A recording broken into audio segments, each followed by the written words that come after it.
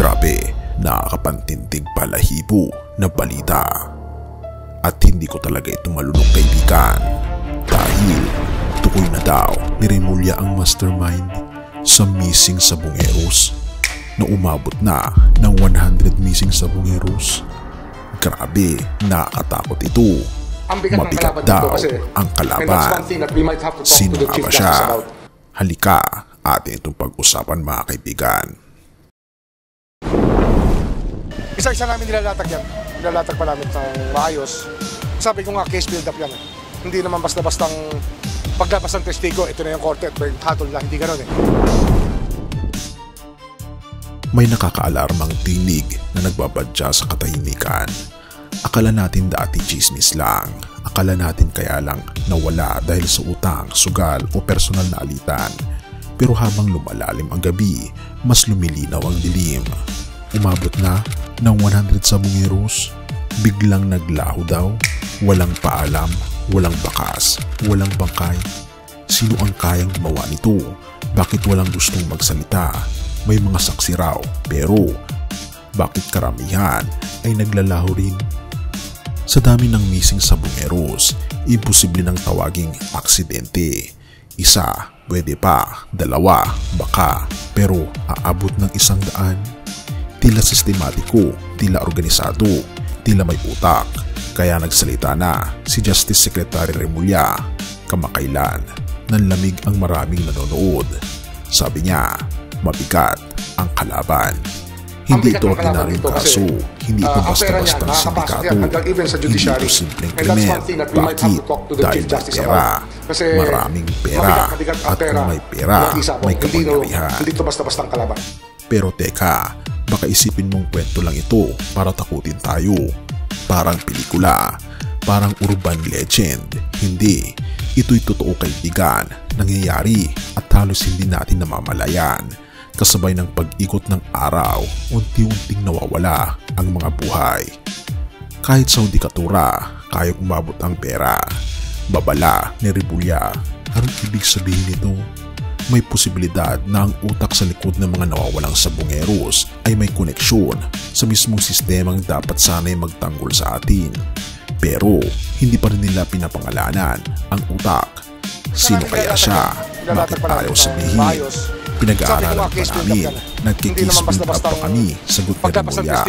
Tila sinasabi nila baka mabasag ang kaso kapag hindi pa buo ang ebidensya. Pero sa pagitan ng mga linya, ramdam ang bigat, may takot, may tensyon, may bantang hindi pa kayang banggain. Ngunit ang tanong ng bayan, hanggang kailan tayo maghihintay ng hustisya? Habang tayo nanonood sa mga balita, ang utak sa likod nito ay posibleng nagpapalakpak, lumalakad sa kalayaan, habang ang mga pamilya ng nawawala ay naiwan sa luha at tanong. At kung ang kalaban nga ay mapera, makapangyarihan at kayang umabot sa hukuman, may pag-asa pa ba tayong malutas ito? Isa lang ang malinaw, ang pagkalantad ng utak ay hindi katapusan, kundi umpisa ng laban. Ngunit kailangan nating manatiling gising, kailangan nating sumubaybay, dahil habang natutulong ang bayan, baka may susunod pa na biktima. Nakakatakot ito. Have mercy, O God. Sa gitna ng nakakilabot na kwento tungkol sa nawawalang 100 sabongeros, sa likod ng matinding kalaban na tinutukoy ni Secretary Remulla, isa lang ang malinaw. Walang lihim na hindi mabubunyag, walang kasamaan na hindi huhusgahan. Pero paano tayo lumalaban sa dilim na tila kayang bayaran ang sistema? Hindi natin kaya mag-isa.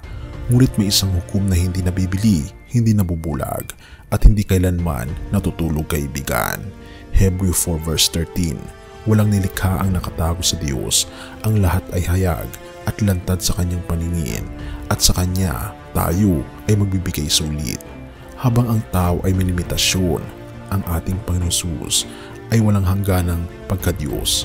Si Jesus ay walang hangganang pagka-Diyos at pagkamakatarungan. Nakita niya ang bawat boses na pinatahimik, ang bawat sabongero na nawala, ang bawat pamilyang umiiyak ng tahimik sa dilim ng gabi. Ngunit hindi lang siya hukom, siya rin ay tagapagligtas. Sa gitna ng balitang puno ng takot, intriga at kasakiman, Lumalapit ang ating Panginoon Hesus hindi lamang upang hatulan ang masama, kundi upang yakapin ang mga nawawala. 1:10 verse 11. Ako ang mabuting pastol, iniaalay ng mabuting pastol ang kanyang buhay para sa mga tupa. Sa bawat nawawala, literal man o espiritual, inaalok ng ating Panginoong Diyos ang kanyang habag at pagsagip. Pero hindi niya pinapabayaan ang hustisya. Ang kanyang habag ay hindi kahinaan, kundi panawagan sa pagsisisi. Ang kanyang pagmamahal ay hindi lisensya sa kasalanan, kundi liwanag upang tayo tumalikod sa kasamaan. At ang kanyang paghatol ay hindi mapanira, kundi makatarungan. Kaibigan, ito ang ating mga refleksyon na tanong. Ako ba ay nanatiling tahimik sa gitna ng kasamaan? O ako ba'y lumalapit kay Jesus upang mamuhay sa liwanag? Sa gitna ng balita ng katiwalian at pagkawala, paano ko maipapakita ang katotohanan at pag-ibig ni Kristo sa iba? Naniniwala ba ako na si Jesus sa tamang panahon ay ibabalik ang hustisya sa kanyang paraan? Have mercy, O God, at purihin ang ating Panginoong Diyos. Tayo manalangin. Ama naming Diyos na makapangyarihan sa lahat, Ikaw ang tunay na hukom, nakikita mo ang lahat, kahit ang mga hindi namin kayang ipagtapat o ilantad. Sa panahon ng kadiliman, O aming Panginoon Diyos, Ikaw ang aming liwanag. Sa gitna ng kawalan ng katarungan, Ikaw ang aming hustisya. Turuan niyo po kaming manalig, hindi sa sistema ng tao, kundi sa iyo na may awa at paghatol. Puspusin niyo po kami ng lakas upang manindigan para sa katotohanan, sa pag-ibig, at sa tunay na pagmamahal sa aming kapwa, na ito po'y buhat sa inyo. Tulungan niyo po kami, Panginoong Diyos, at salamat po sa pagdinig ng aming mga panalangin, at patumbayan po kami, at patawarin po kami sa lahat ng aming pagkukulang at pagkakasala, sapagat ito po ang aming samot hiling sa matamis na pangalan ng aming Panginoon Hesus. Amen. Bago natin ipagpatuloy, kaibigan, siya nga pala ang Great Controversy, na isa sa mga pinaka-kontrobersyal na libro dahil tumutukoy ito sa mga propesiya sa libro ng Daniel at Revelation na nagaganap na sa panahon natin ngayon. Bago ang pagdating ng ating Panginoong Diyos ay pinamimigay na namin ng libre sa pamamagitan ng PDF. At ito ay nasa limited lamang na panahon, kaya i-click mo sa description sa baba upang ma-avail mo, kaibigan, ang napaka-importanteng libro ito na magbubukas sa iyo sa mas maliwanag mong hinaharap. Purihin ang ating Panginoong Diyos at tayo magpatuloy.